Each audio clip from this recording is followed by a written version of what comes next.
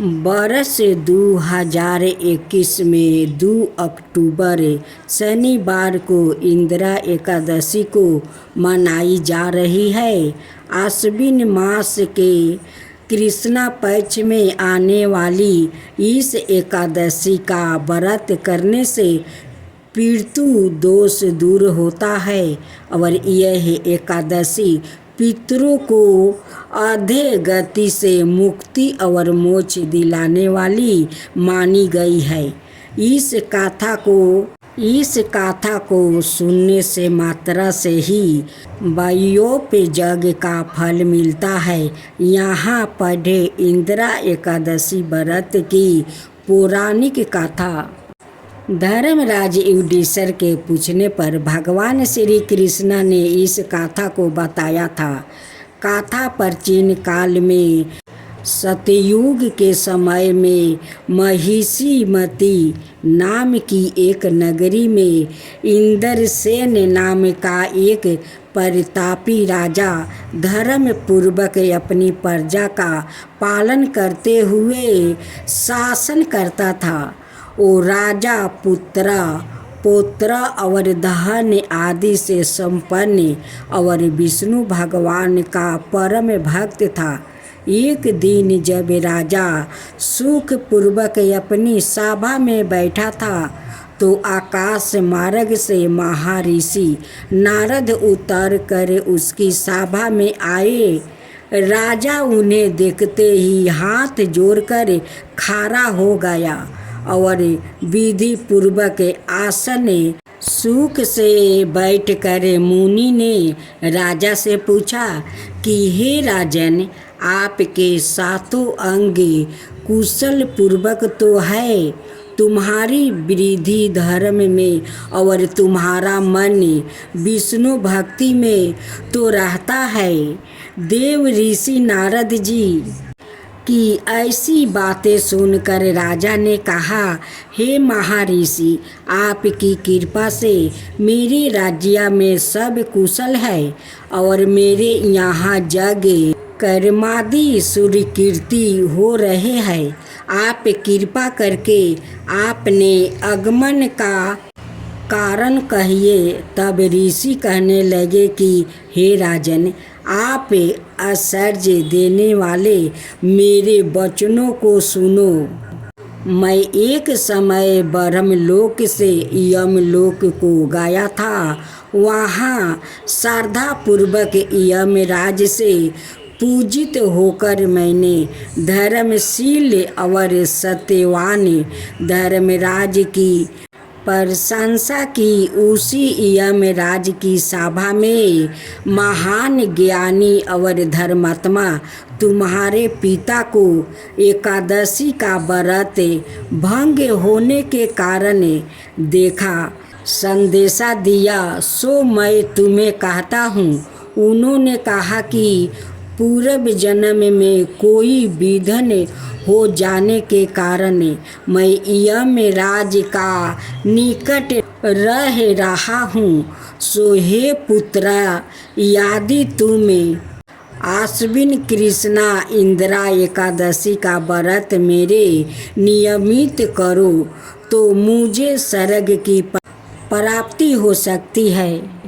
इतना सुनकर राजा कहने लगा कि हे महर्षि, आप इस व्रत की विधि मुझसे कहिए।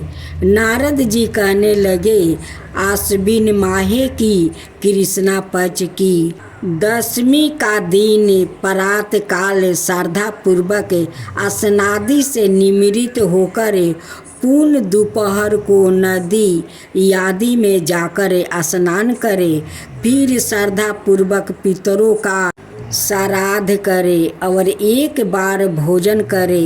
प्रातः काल होने पर एकादशी के दिन दतुवन आदि करके स्नान करे, फिर व्रत के नियमों को भक्ति पूर्वक ग्रहण करते हुए प्रतिज्ञा करे कि मैं आज संपूर्ण भोगों को त्याग कर निराहार एकादशी का व्रत करूँगा।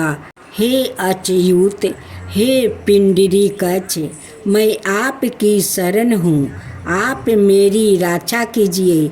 इस प्रकार नियम पूर्वक शालिग्राम की मूर्ति के आगे विधि पूर्वक श्राद्ध करके योग ब्राह्मणों को फलहार का भोजन कराए और दक्षिणा दे।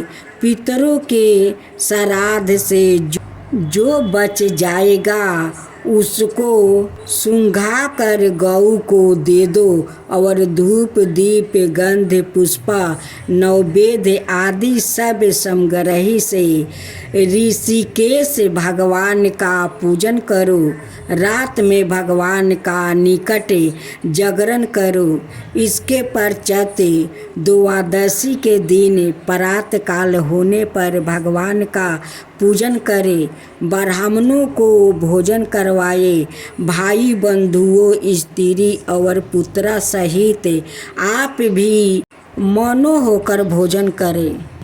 नारद जी कहने लगे कि हे राजन, इस विधि से यदि तुम अलसाए रहित होकर इस एकादशी का व्रत करोगे तुम्हारा पिता अवश्य ही स्वर्ग लोक को जाएंगे।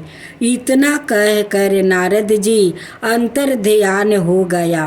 नारद जी के कथा अनुसार राजा द्वार अपने बंधुओं और दासों सहित व्रत करने से आकाश से पुष्पा वर्षा हुए और उस राजा का पिता गरुड़ पर चढ़कर विष्णु लोक को गया। राजा इंद्रसेन भी एकादशी के व्रत का प्रभाव से निष्कंटक राज्य करके अंत में अपने पुत्र को सिंहासन पर बैठाकर स्वर्ग लोक को गया। हे युधिष्ठिर, यह इंदिरा एकादशी का व्रत का महात्म्य मैंने तुमसे कहा है।